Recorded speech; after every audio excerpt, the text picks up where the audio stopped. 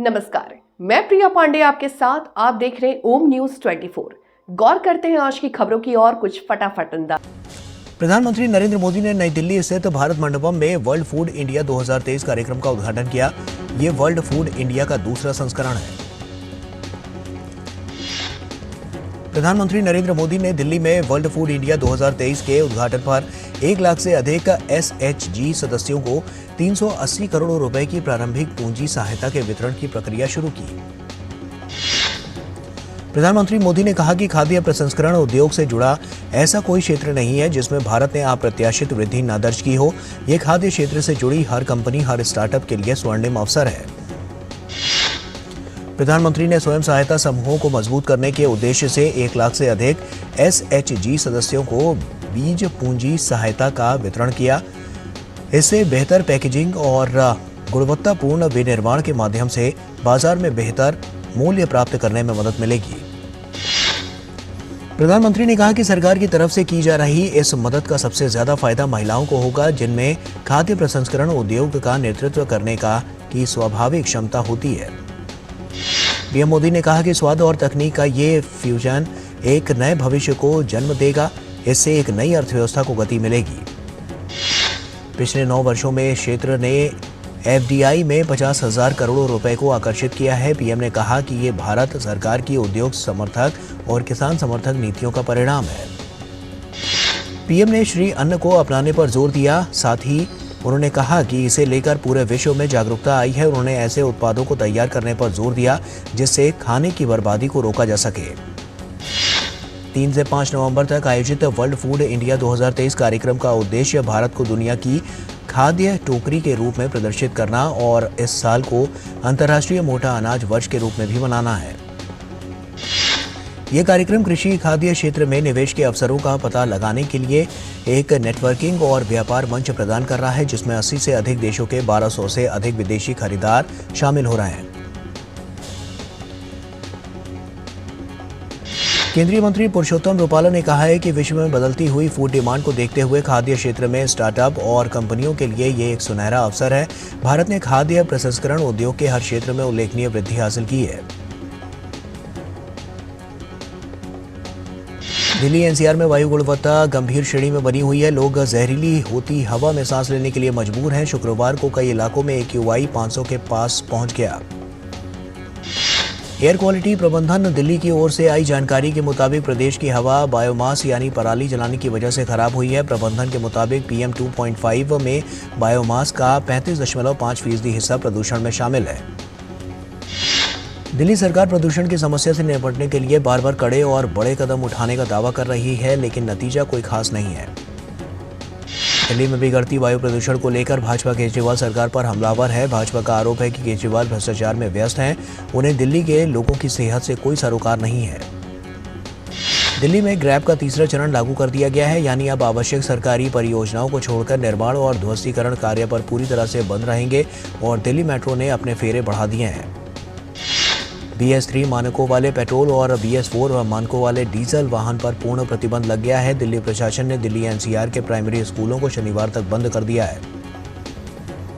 दिल्ली सरकार वायु प्रदूषण को लेकर दूसरे राज्यों पर इसकी जिम्मेदारी डालकर पल्ला झाड़ने की कोशिश में लगी है, लेकिन भाजपा पूछ रही है कि दिल्ली को गैस चैम्बर किसने बनाया। उत्तर प्रदेश के मुख्यमंत्री योगी आदित्यनाथ ने पंजाब में पराली जलाने के बढ़ते मामलों को बड़ा कारण बताते हुए कहा है कि राज्य सरकार पराली प्रबंधन में पूरी तरह से विफल साबित हुई है। संसद में पैसे लेकर सवाल पूछने के आरोपों में घिरी TMC सांसद महुआ मोइत्रा की मुश्किलें कम होने का नाम नहीं ले रही हैं। गुरुवार को संसद की एथिक्स कमेटी में सुनवाई के दौरान महुआ मोइत्रा ने जबरदस्त हंगामा किया और सवालों का जवाब दिए बिना ही कमेटी की सुनवाई से वॉकआउट कर गई। TMC सांसद महुआ मोइत्रा ने लोकसभा अध्यक्ष को पत्र लिखकर कमेटी पर उचित व्यवहार नहीं करने का आरोप लगाया। हालांकि समिति के अध्यक्ष ने इसका खंडन किया। महुआ मोइत्रा पर पैसे लेकर व्यापारी हीरानंदानी को लाभ पहुंचाने के मामले में भाजपा सांसद निशिकांत दुबे ने आरोप लगाए थे, जिसके बाद एथिक्स कमेटी की यह पूरी जांच शुरू हो गई है। भाजपा सांसद निशिकांत दुबे ने एथिक्स कमेटी की जांच को भटकाने का आरोप लगाते हुए सोशल मीडिया प्लेटफॉर्म X पर लिखा कि अनुसूचित जाति के सांसद विनोद सोनकर जी की छवि को BSP सांसद दानिश अली ने ठेस पहुंचाई है। महुआ मोइत्रा ने अनुचित और व्यक्तिगत सवाल पूछने को लेकर कोई सबूत नहीं दिए हैं। उधर भाजपा महुआ मोइत्रा पर हमलावर है और विक्टिम कार्ड खेलने का आरोप लगा रही है। संसद में पैसे लेकर सवाल पूछने के मामले में व्यापारी हीरानंदानी पहले ही अपने हलफनामे में ये कबूल कर चुके हैं कि उन्होंने महुआ मोइत्रा को सवाल पूछने के एवज में कई प्रकार से आर्थिक मदद की है। सैन्य इंजीनियर सेवा के प्रोबेशनर ने राष्ट्रपति भवन में द्रौपदी मुर्मू से मुलाकात की। अधिकारियों को संबोधित करते हुए राष्ट्रपति ने कहा कि एक इंजीनियर की भूमिका सिर्फ गणना, डिजाइनिंग और निर्माण तक सीमित नहीं है। ये बहुत व्यापक है और इसमें समुदायों को जोड़ना, सपनों को साकार करना और भविष्य को आकार देना शामिल है। दिल्ली में आयोजित राष्ट्रीय स्तर की कला प्रदर्शनी के उद्घाटन समारोह में राष्ट्रपति द्रौपदी मुर्मू ने कहा कि जैव विविधता के संरक्षण के लिए समाज और सरकार को मिलकर काम करना चाहिए। राष्ट्रपति ने आदिवासियों के कल्याण के लिए सरकार के प्रयासों की भी सराहना की। फिल्मों की पायरेसी रोकने के लिए केंद्र सरकार ने बड़ा कदम उठाया। सूचना प्रसारण मंत्रालय ने पायरेसी के खिलाफ शिकायतें प्राप्त करने और बिचौलियों को डिजिटल प्लेटफॉर्म पर पायरेटेड सामग्री को हटाने का निर्देश देने के लिए नोडल अधिकारियों का एक संस्थागत तंत्र स्थापित कर दिया है। नोडल अधिकारियों की जिम्मेदारी ऐसी शिकायतों पर सख्त कार्रवाई करके पायरेसी पर लगाम लगाने की है। ऐसे में केंद्र सरकार के इस कदम से पायरेसी पर लगाम लगेगी और फिल्म उद्योग को राहत मिलेगी। मध्य प्रदेश विधानसभा चुनाव को लेकर प्रचार चरम पर है। भाजपा के राष्ट्रीय अध्यक्ष जेपी नड्डा ने मध्य प्रदेश के थियोंथर में और रीवा, सिरमौर और सेभरिया में चुनावी जनसभा को संबोधित किया। भाजपा के राष्ट्रीय अध्यक्ष ने चुनावी रैली में उन्होंने कांग्रेस पर निशाना साधते हुए कहा कि हम उस पार्टी की संस्कृति से नहीं आते हैं जो झूठे वादे करके, गुमराह करके आपको छलावे में डालकर वोट लेते हैं। मध्य प्रदेश के मुख्यमंत्री शिवराज सिंह चौहान ने खरगापुर जिला के टीकमगढ़ में चुनावी सभाओं को संबोधित किया। इस मौके पर उन्होंने कहा कि हमारी पार्टी ने जो वादा किया है वो निभाया है। भाजपा के वरिष्ठ नेता रविशंकर प्रसाद ने जातिगत जनगणना पर राहुल गांधी सहित विपक्ष पर तंज कसते हुए कहा कि राहुल गांधी जातिगत जनगणना की बात करते हैं, कोई इनको चिट पकड़ा देता है तो बोल देते हैं। मध्य प्रदेश कांग्रेस अध्यक्ष कमलनाथ ने नीमच जिले में एक चुनावी जनसभा को संबोधित किया और इस मौके पर मीडिया से बात करते हुए उन्होंने कहा कि मुझे मध्य प्रदेश के मतदाताओं पर पूरा विश्वास है कि वे प्रदेश का भविष्य सुरक्षित रखेंगे। राजधानी भोपाल में कांग्रेस प्रदेश प्रभारी रणदीप सिंह सुरजेवाला ने बीजेपी और सीएम शिवराज सिंह चौहान को कई मुद्दों पर आरोप लगाए हैं और उन्होंने कहा है कि उनकी सरकार आने पर पेपर सॉल्वर गैंग पर नकेल कसेंगे। मध्य प्रदेश विधानसभा चुनाव में नामांकन वापस करने के आखिरी दिन बड़ा उलटफेर हुआ। कई बागियों ने अपना नाम वापस ले लिया है, वहीं कई बागी अभी भी मैदान में डटे हुए हैं। छत्तीसगढ़ में होने वाले विधानसभा चुनाव को लेकर बीजेपी ने अपना संकल्प पत्र जारी किया। भाजपा नेता और केंद्रीय गृह मंत्री अमित शाह ने रायपुर में भाजपा कार्यशाला कुशाभाऊ ठाकरे परिसर में बीजेपी का संकल्प पत्र जारी किया। गृह मंत्री अमित शाह ने कहा कि चुनावी घोषणा पत्र हमारे लिए संकल्प पत्र होता है। अमित शाह ने कहा कि हमने लाखों लोगों से चर्चा करके एक घोषणा पत्र मोदी की गारंटी तैयार किया है।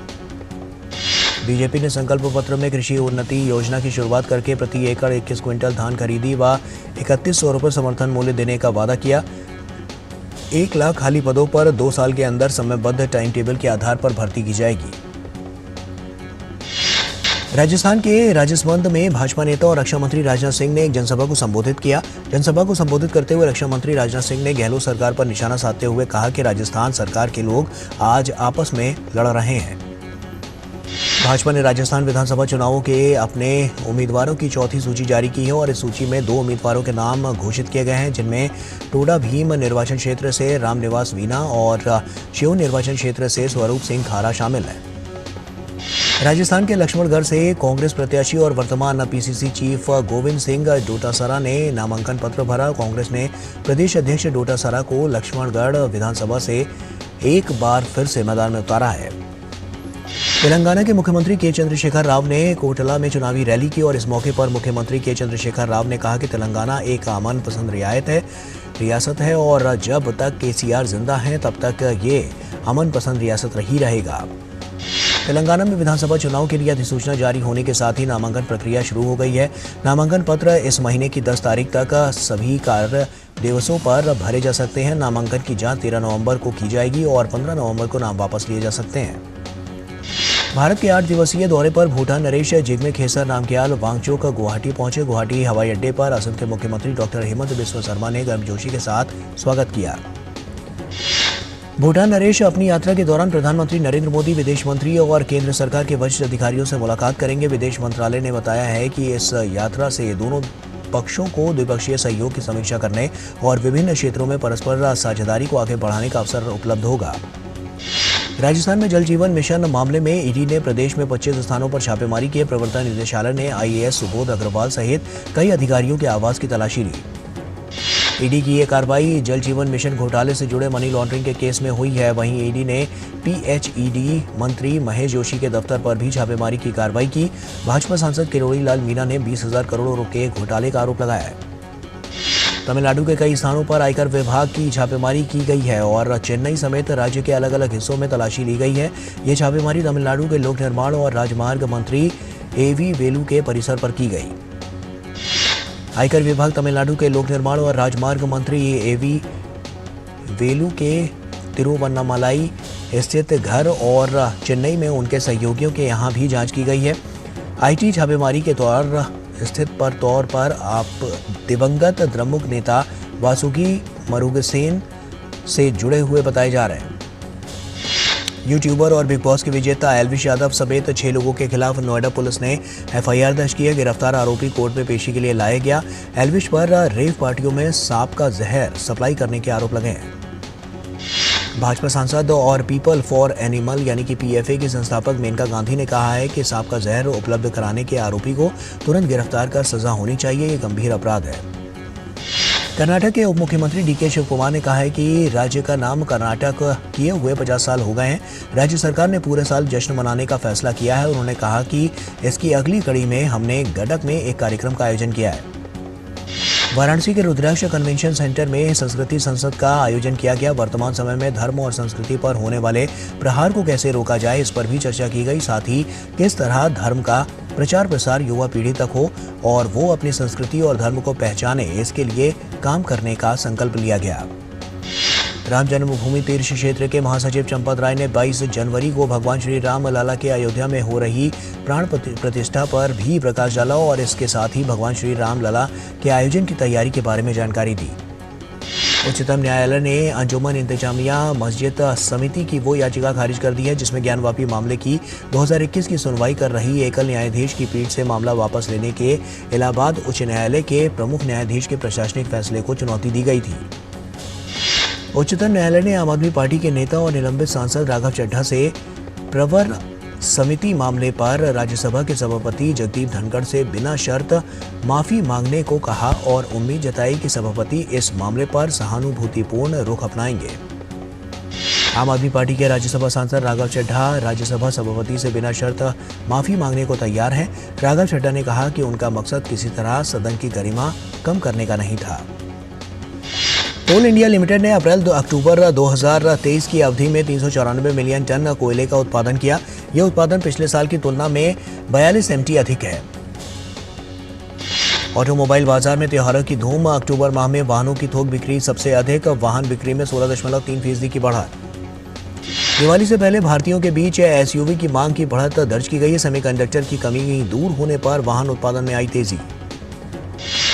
दुनिया भर में भारतीय दवाइयों की मांग में बढ़त। वित्त वर्ष 2021 से 22 में फार्मा की आयात में 20% की बढ़ोतरी दर्ज की गई है। वहीं वित्त वर्ष 2022 से 23 में फार्मा निर्यात की बढ़ोतरी दर को 2% रही।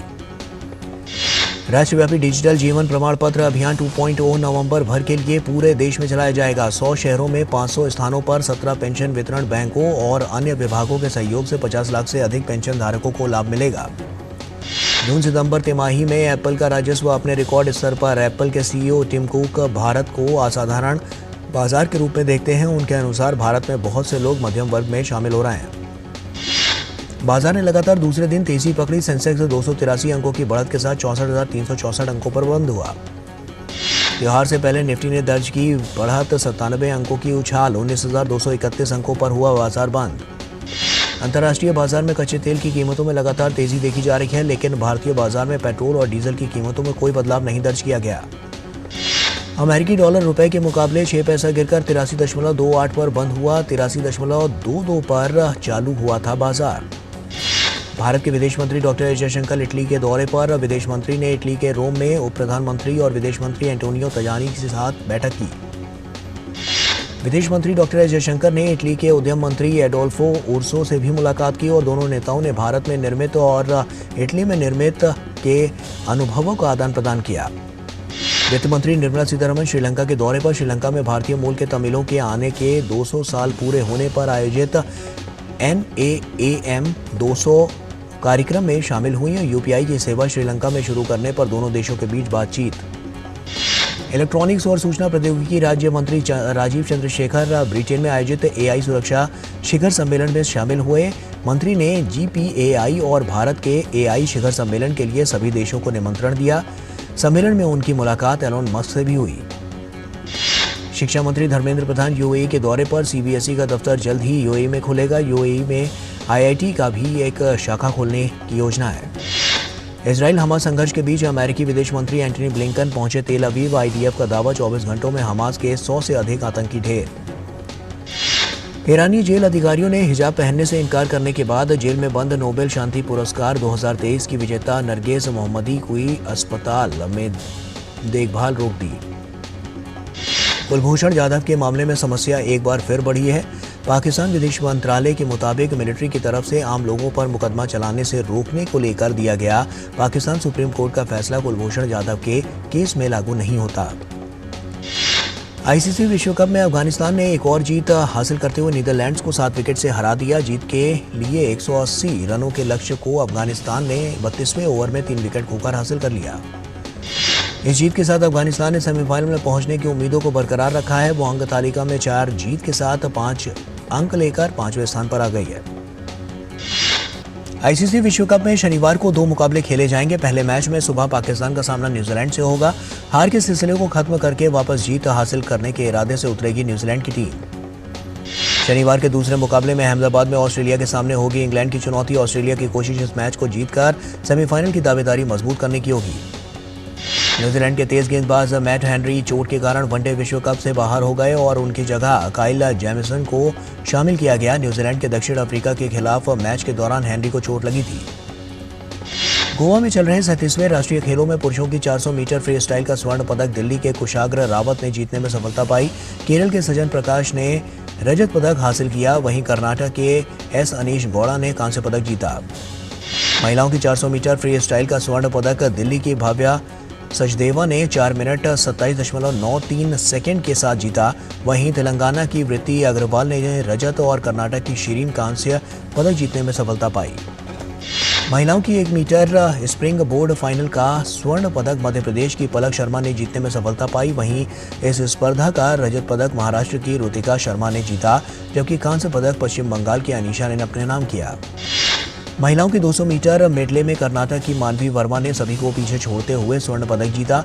वहीं गोवा की राजेश ने रजत और कर्नाटक की हर्षिका रामचंद्रा ने कांस्य पदक प्राप्त किया।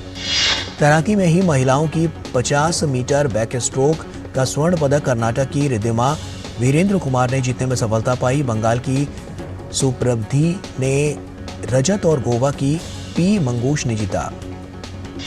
पुरुषों के 50 मीटर बैक स्ट्रोक में कर्नाटक के श्रीहरि नटराज ने 25.77 सेकंड के साथ पहला स्थान हासिल करके स्वर्ण पदक जीता। महाराष्ट्र के ऋषभ दास ने रजत और सर्विसेज की मधु ने कांस्य पदक जीता।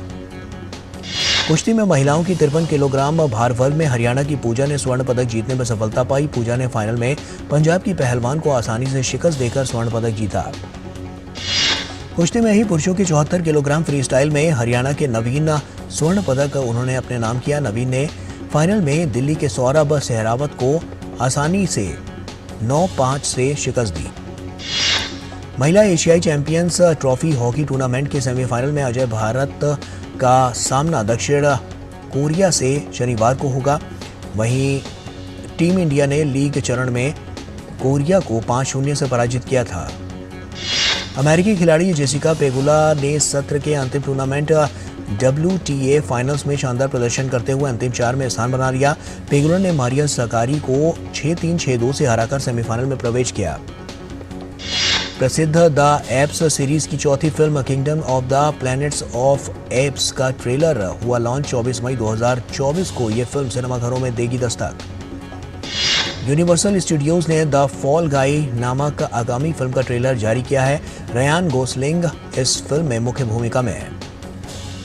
सलमान खान की फिल्म टाइगर 3 का प्रोमो आया। दिवाली में देगी सिनेमाघरों में दस्तक। 5 नवंबर से खुलेगी फिल्म की advance booking. Imran Hashmi villain की भूमिका निभा रहे हैं। HBO की प्रसिद्ध सीरीज हाउस ऑफ ड्रैगन्स का दूसरा सीजन साल 2024 में आने की संभावना है। प्रेस के लिए पहली बार इसके ट्रेलर की स्क्रीनिंग की गई। फेमस सिटकॉम फ्रेंड्स के एक्टर मैथ्यू पेरी, जिनकी हाल ही में मौत हुई थी, उनके नाम पर मैथ्यू पेरी फाउंडेशन की स्थापना की गई है। यहाँ पर नशे की लत से जूझ रहे लोगों का उपचार किया जाएगा। बॉलीवुड के मेगा सुपरस्टार शाहरुख खान के बर्थडे के मौके पर जवान को OTT प्लेटफॉर्म पर रिलीज कर दिया गया है। ऐसे में अब थिएटर के बाद अब लोग शाहरुख खान की जवान का लुत्फ घर बैठकर उठा सकते हैं। BTS के जंगकुक ने अपना सोलो एल्बम निकाला है। स्टैंडिंग नेक्स्ट टू यू नामक गाया और इस एल्बम का नाम गोल्डन है।